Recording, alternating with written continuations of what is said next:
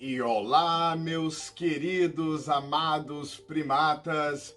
Meu nome é Sérgio da Mota e esse é o canal Ateu Dispor, diretamente da Caverna do Ateu, localizado em Boston, Massachusetts. Eu queria agradecer a você que está participando desse canal e você também que tropeçou, ouviu falar ou está também curioso em saber o que está acontecendo no meio do mundo do ateísmo e esse movimento todo que está acontecendo. Eu gostaria de agradecer aos meus Facebook Warriors, que são maravilhosos, é a galera que está ali, direto, fazendo shares, sempre participando das postagens durante a semana. E se você não participa ainda lá da página do Facebook, eu gostaria de dizer que eu fui bloqueado e agora eu estou com o nome de Jesus Cristo. E se você também quer saber por que meus olhos estão tão brilhantes desse jeito, você já sabe. Então, galera, vamos nessa então. Você que agora está olhando, está visualizando, está apoiando esse canal, não deixe de deixar o seu like, não deixe de se inscrever e não deixe de deixar o seu comentário. A sua participação e essa vida que você dá a esse programa é essencial. E hoje nós estaremos falando de um assunto super interessante, de uma mega importância que é pouco, na verdade, comentado, divulgado ou debatido entre os ateus, que é a questão da violência animal na Bíblia. E se você durante a semana deu uma olhadinha no thumbnail na postagem, você viu que eu mencionei que a Bíblia é responsável pela morte de, no mínimo, 1,5 milhão de animais. A verdade é que alguns historiadores dizem que é mais. Essa contagem que eu acabei de dar para vocês é simplesmente de uma pessoa, Salomão, ele mesmo, que sacrificou, e a Bíblia conta que foram mais ou aproximadamente 1.000 sacrifícios que ele ofereceu ao Senhor. Agora imagina comigo, o homem que foi considerado o mais inteligente, o mais sábio, que andou e andaria na face da terra, matando animais como um serial killer, sem pena. E para darmos um kick-off e começarmos entrando nesse assunto, eu quero perguntar para você: você tem animal de estimação, cuida ou já teve? Eu acredito que em uma maioria, todos vamos dizer que sim, principalmente na nossa infância. Na nossa infância, nós temos as grandes memórias dos cuidados dos animais de estimação. Eu, particularmente, eu agradeço muito a minha mãe, que me ensinou esse amor todo. Ela tem 10 gatos e ela é apaixonada. Algumas pessoas lá onde nós moramos no Rio de Janeiro dizem também que ela é a gateira louca, a Ana dos gatos. E ela passou toda essa paixão para mim. E por que hoje, em pleno século XXI, nós vemos um crescimento tão abundante em uma questão de empatia com os animais ou qualquer seres viventes? A verdade é que nós criamos empatia por esses seres que fazem parte do nosso planeta. Nós também, segundo alguns pesquisadores, nos desviamos do amor que nós temos entre nós, seres humanos, por causa de catástrofes, abandono, brutalidades, fome e outras coisas que nós causamos no meio da nossa própria espécie. E uma coisa que nós devemos também analisar é que os nossos bichinhos de estimação, que para mim é considerado como família, eles têm algo que é simplesmente apaixonante, que é o amor incondicional. Você não precisa colocar uma maquiagem, escovar o seu dente, se arrumar todo, se apresentar, escolher as palavras corretas, ou talvez fingir que o seu dia está sendo maravilhoso, o seu grande companheiro.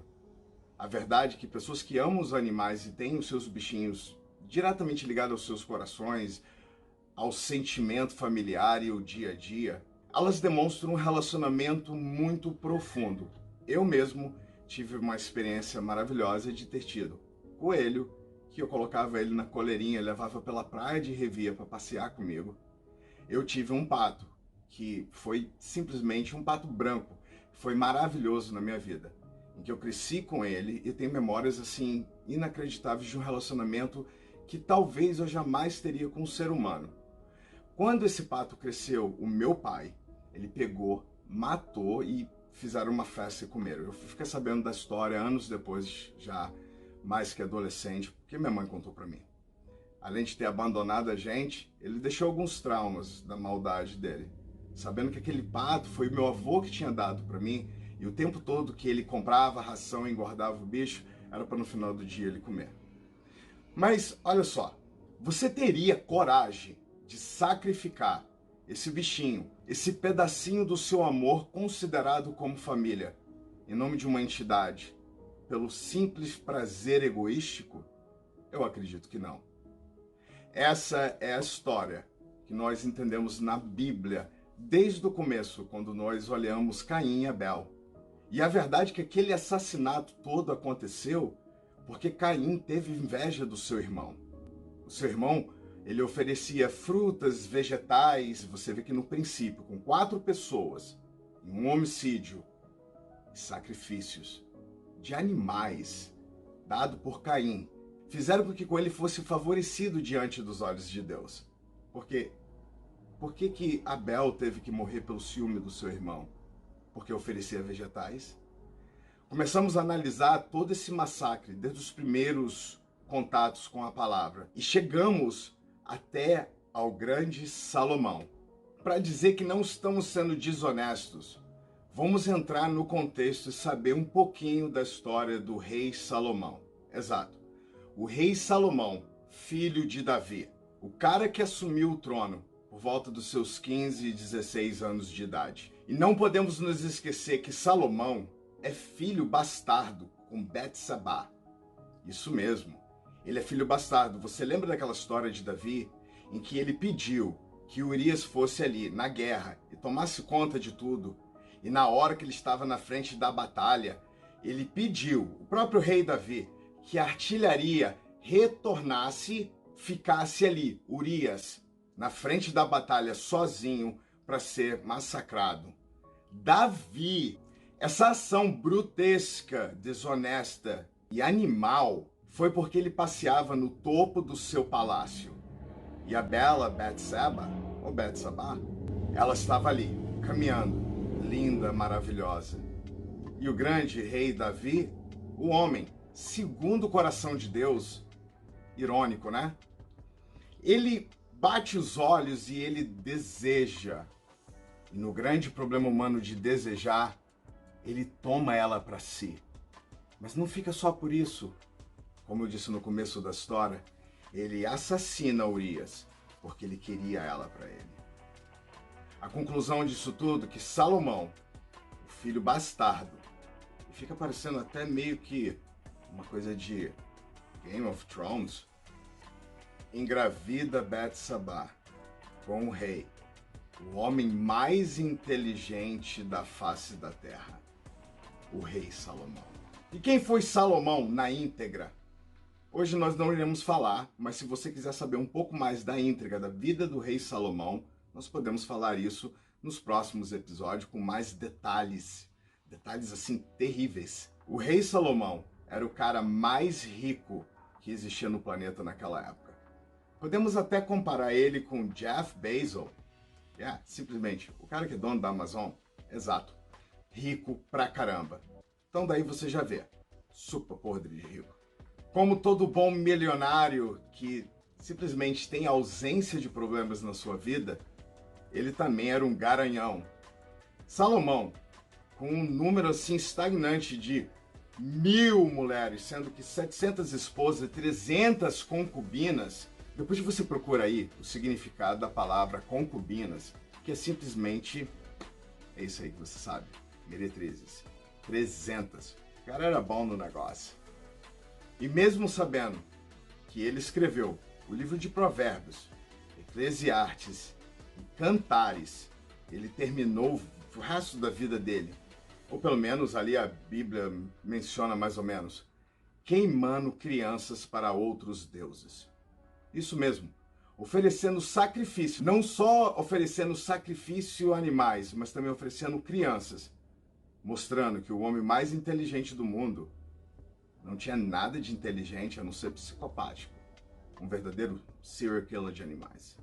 Então vamos lá, vamos dar uma chance nisso e fingir que nós acreditamos que ele tenha sido o homem mais inteligente da face da Terra.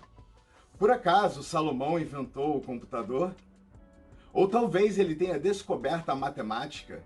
Ou vamos falar que A teoria de germes, penicilina, a lei da gravidade, teoria da relatividade, alguma coisa que seja útil para a humanidade. E como que Deus pode afirmar na sua própria escritura que ele seria o homem mais inteligente que andou na face da Terra? Um verdadeiro assassino. Então vamos lá, galera. Então tá, Sérgio, cadê a matança? Então a gente vai fazer o seguinte, prepare aí as anotações que nós vamos viajar na Bíblia e comprovar essa atrocidade. Em 2 Crônicas, capítulo 8, ali começa esse slaughter, essa festa sanguínea. É oferecida 22 mil cabeças de gado. E olha, que não é só isso. 120 mil ovelhas foram sacrificadas ali, de uma só vez, no altar. E os sacrifícios eram feitos dessa maneira. Eles eram animais separados, purificados. A maneira em que eles eram sacrificados era deixar o sangue, simplesmente deixar o sangue completamente jorrar do animal e depois ali espargir no altar do Senhor e concluindo, queimando todo o animal por completo, porque era da gordura que Deus se alegrava. Nesse episódio, você nota que por essa referência e também que existe uma outra referência paralela a essa, que é 2 Crônicas 7:5, onde vai mostrar os outros animais que também eram sacrificados e o tempo que levava para sacrificar, o método de como sacrificar esses animais, todos ali explicado, porque era assim que Deus gostava. Então tinha que seguir os detalhes. Os sacrifícios no altar duravam por 7 dias. Agora você imagina aí, quase 150 mil animais ali, todos no altar, sendo sacrificados e o sangue jorrando. Em alguns versículos ali, diz que era tanto sangue que ficava até a cintura das pessoas. Uma coisa bem louca e assim, é a própria Bíblia. Agora imagina comigo que a matança, a maior parte da matança foram feitas pelas partes das pessoas que estavam participando daquele ritual. Os sacerdotes basicamente espalhando todo o sangue pelo altar, um sacrifício acontecendo a cada 4 segundos. E o grande número relatado pelo historiador Joséfos mostra que era uma galera imensa fazendo esse ritual e sacrificando os animais ao mesmo tempo. Se você acha que esses números foram loucos, 144 mil, espero eu te contar sobre o Passover, a festa da Páscoa, a festa onde Salomão empilhou 1.2 million dead animals. Sim, 1.2 milhões de animais mortos. De acordo com o historiador judaico Joséfo, na festa da Páscoa, em Jerusalém, nos tempos de Nero, uma quantidade de 260 mil sacrifícios foram efetuados ali. O que mostra que a quantidade de pessoas que participou desse grande sacrifício foi suficiente para poder matar, no mínimo, quase 1,5 milhão de animais. Eu gostaria de perguntar para você, como que um Deus que ele é tão bondoso e ele é tão amoroso, ele pode simplesmente se alegrar, e isso mostra no começo da Bíblia, com sacrifícios de animais. E eu sei que muitos apologistas vão pular aqui, querendo falar vários tipos de confrontações, querendo justificar o porquê que Deus pode matar tantos animais assim. E vai dizer que todo humanista fica desvalorizando a vida do ser humano e dando mais prioridade para os outros animais, o que não é uma verdade. Eu acredito que todos os seres aqui no planeta Terra, eles têm a mesma equivalência. O grande problema foi o processo que nós mesmos, seres humanos, criamos com quase 8 bilhões de filha da putas aqui. Hoje em dia, esse tipo de atrocidade continua acontecendo. E isso é simplesmente inadmissível. Um Deus com uma moral tão perfeita, que criou os animais e, como diz a própria palavra dele em Gênesis, e viu que tudo era bom, perfeito diante dos seus olhos, simplesmente se assenta no seu trono por um prazer que é inquestionável. O porquê que um Deus todo-poderoso necessita a matança de milhões de animais para que a gordura, especificamente a gordura do animal, seja queimada e a fumaça chegue diante das suas narinas. Simplesmente um outro psicopata, narcisista, que não valoriza a vida. Porque se eu, como um ser humano, eu tenho princípios e valores com as vidas que existam nesse planeta, isso não significa que dentro dessa moral nós somos perfeitos em todas as áreas. Não vai haver uma filosofia, não vai haver um método de vida aqui que seja perfeito e que esteja livre de críticas de ninguém. O que nós estamos procurando como seres humanos é simplesmente ser um pouco melhores. Vamos dar um grande exemplo disso. Se há 30 anos atrás as crianças eram escravizadas ao trabalho e hoje nós seres humanos observamos isso como algo terrível, e por isso que hoje nós somos contra o racismo, nós somos contra o trabalho infantil. E se um dia mataram os animais de forma grotesca, simplesmente para agradar uma entidade, hoje nós mudamos também esse pensamento. Nós não aceitamos mais nisso. Se você é um humanista secular, um ateu, se você é um evangélico, mas que também tem amor aos animais e não concorda com essa prática, que para mim é inadmissível, não existe razão, não existe um questionamento lógico. Ainda que algumas pessoas venham dizer que aquilo ali apontava para o nascimento de Cristo, Deus, ele não tinha necessidade de matar animais para poder cumprir a sua palavra, porque ele é Deus. E por que ele sente tanto prazer nesse tipo de coisa? Eu espero que você tenha entendido. E eu espero que você, nesse pequeno vídeo, tenha compreendido que hoje é muito importante para todos nós ter uma empatia melhor em relação aos nossos grandes, lindos, fofos amiguinhos familiares que são os nossos bichinhos. Como um apaixonado de todos os animais, eu sei que você também é.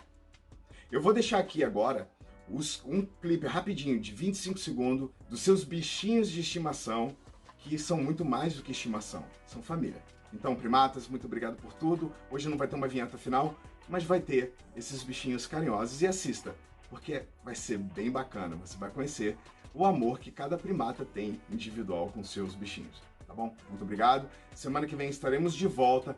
Continue conosco no Facebook. E, por favor, gente, subscribe e também hit like, entendeu? Se inscreva nesse canal e ajude que, sabe, no futuro a gente possa estar desenvolvendo trabalhos melhores. E nós só podemos fazer isso com essa grande parceria que é entre eu e vocês. Eu amo muito esse trabalho, eu amo muito vocês. Até semana que vem, meus primatas.